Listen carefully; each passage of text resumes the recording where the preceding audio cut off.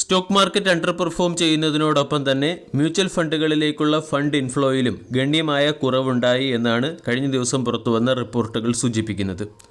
Association of mutual fund India പുറത്തുവിട്ട കണക്ക് പ്രകാരം ഏപ്രിൽ മാസത്തെ മ്യൂച്വൽ ഫണ്ട് ഇൻഡസ്ട്രിയിലേക്കുള്ള ഇൻവെസ്റ്റ്മെൻറ്റിൽ അല്ലെങ്കിൽ ഇൻഫ്ലോയിൽ 16% കുറവുണ്ടായി. 18,917 കോടിയുടെ ഫണ്ട് ഇൻഫ്ലോയാണ് ഏപ്രിൽ മാസത്തിൽ മ്യൂച്വൽ ഫണ്ട് ഇൻഡസ്ട്രിയിലേക്ക് വന്നത്.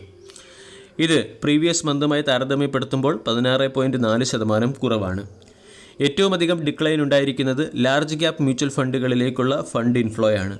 ഏകദേശം 80% ഇടിവാണ് ലാർജ് ക്യാപ് മ്യൂച്വൽ ഫണ്ടുകളിലേക്കുള്ള ഫണ്ട് ഇൻഫ്ലോയിൽ വന്നത്. അതേസമയം സിസ്റ്റമാറ്റിക് ഇൻവെസ്റ്റ്മെൻറ്റ് പ്ലാനുകൾ മികച്ച പെർഫോമൻസ് കാഴ്ചവെക്കുകയും സിസ്റ്റമാറ്റിക് ഇൻവെസ്റ്റ്മെൻറ്റ് പ്ലാൻ വഴിയുള്ള ഏപ്രിൽ മാസത്തെ ഫണ്ട് ഇൻഫ്ലോ 20,000 കോടി എന്ന മൈൽ സ്റ്റോൺ മറികടക്കുകയും ചെയ്തു. ഏപ്രിൽ മാസത്തിൽ SIP വഴി 20,371 കോടിയുടെ ഫണ്ട് ഇൻഫ്ലോയാണ് മ്യൂച്വൽ ഫണ്ട് ഇൻഡസ്ട്രിയിലുണ്ടായത്.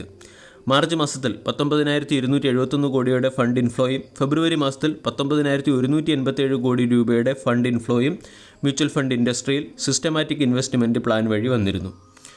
ഏറ്റവും അധികം ഫണ്ട് ഔട്ട്ഫ്ലോ അല്ലെങ്കിൽ ഏറ്റവും അധികം ഫണ്ട് ഇൻഫ്ലോയിൽ കുറവ് വന്നിരിക്കുന്നത് ലാർജ് ക്യാപ് മ്യൂച്വൽ ഫണ്ടുകളിലേക്കാണ്. ലാർജ് ക്യാപ് മ്യൂച്വൽ ഫണ്ടിലെ ഫണ്ട് ഇൻഫ്ലോ 83% ഇടിഞ്ഞ് 388 കോടിയിലേക്ക് ചുരുങ്ങി.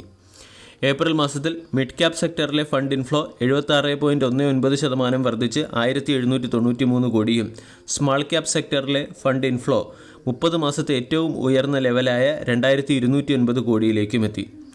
സെബി മിഡ് ക്യാപ് മ്യൂച്വൽ ഫണ്ടുകൾക്കും സ്മാൾ ക്യാപ് മ്യൂച്വൽ ഫണ്ടുകൾക്കും സ്ട്രെസ് ടെസ്റ്റ് നിഷ്കർഷിച്ചതിൻ്റെ പശ്ചാത്തലത്തിൽ മാർച്ച് മാസത്തിൽ mid cap small cap mutual ഫണ്ടുകളിലേക്കുള്ള ഫണ്ട് ഇൻഫ്ലോ കുറഞ്ഞിരുന്നു.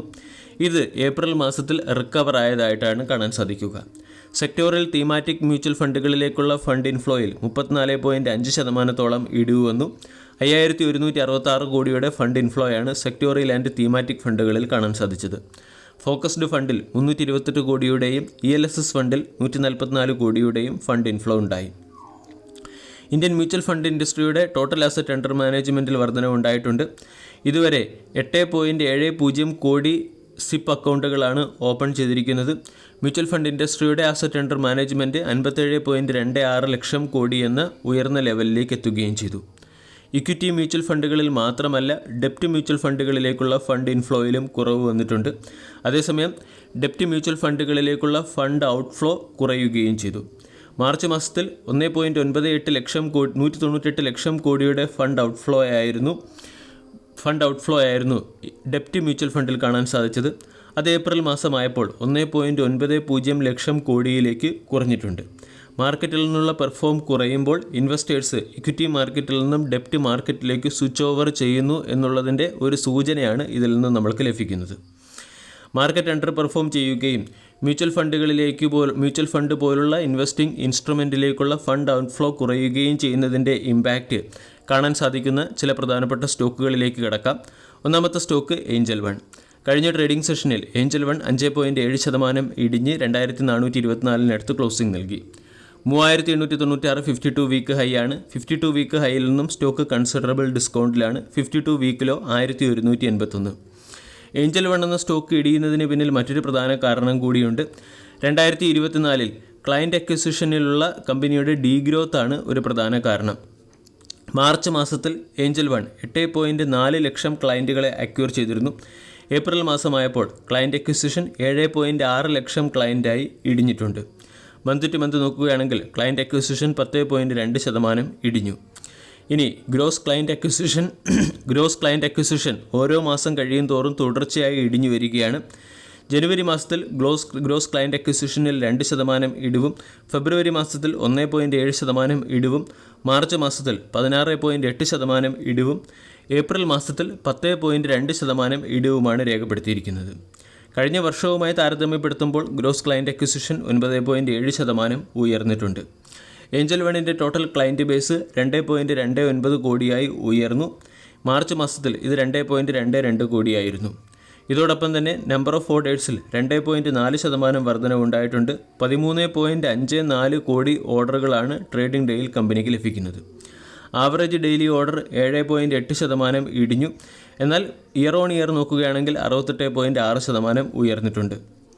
ഇതോടൊപ്പം തന്നെ ഏഞ്ചൽ വൺ എന്ന കമ്പനി 55 മുതൽ 60% CAGR മെയിൻറ്റെയിൻ ചെയ്യുമെന്നാണ് കമ്പനിയുടെ മാനേജ്മെൻറ്റ് പറയുന്നത്. കൂടാതെ ഏഞ്ചൽ വൺ പ്രൊമോഷണൽ ആക്ടിവിറ്റികളിലും കൂടുതൽ ശ്രദ്ധ കേന്ദ്രീകരിച്ചിട്ടുണ്ട്, പ്രത്യേകിച്ചും IPL പോലുള്ള ഇവൻറ്റുകളുടെ പശ്ചാത്തലത്തിൽ. ഏഞ്ചൽ വൺ എന്ന സ്റ്റോക്കിനെ സംബന്ധിച്ചിടത്തോളം 2350 പ്രധാന സപ്പോർട്ടാണ്. 2350 എന്ന സപ്പോർട്ട് മറികടക്കുകയാണെങ്കിൽ സ്റ്റോക്ക് ചിലപ്പോൾ 2000 എന്ന ലെവൽ റീടെസ്റ്റ് ചെയ്യാൻ സാധ്യതയുണ്ട്. കഴിഞ്ഞ ട്രേഡിംഗ് സെഷനിൽ 8% ഇടിഞ്ഞ ബ്രോക്കേജ് ഏജൻസിയുമായി ബന്ധപ്പെട്ട അല്ലെങ്കിൽ ബ്രോക്കേജുമായി ബന്ധപ്പെട്ട മറ്റൊരു സ്റ്റോക്കാണ് മോത്തിലാൽ ഒസ്വാൾ. 2600 നിന്നും സ്റ്റോക്ക് ഇടിഞ്ഞ് 2151 എത്തിയിട്ടുണ്ട്. ഇവിടെ 2000 എന്ന ബ്രേക്കൗട്ട് റേഞ്ചിനെ സ്റ്റോക്ക് ടെസ്റ്റ് ചെയ്യാനുള്ള സാധ്യത കൂടുതലാണ്.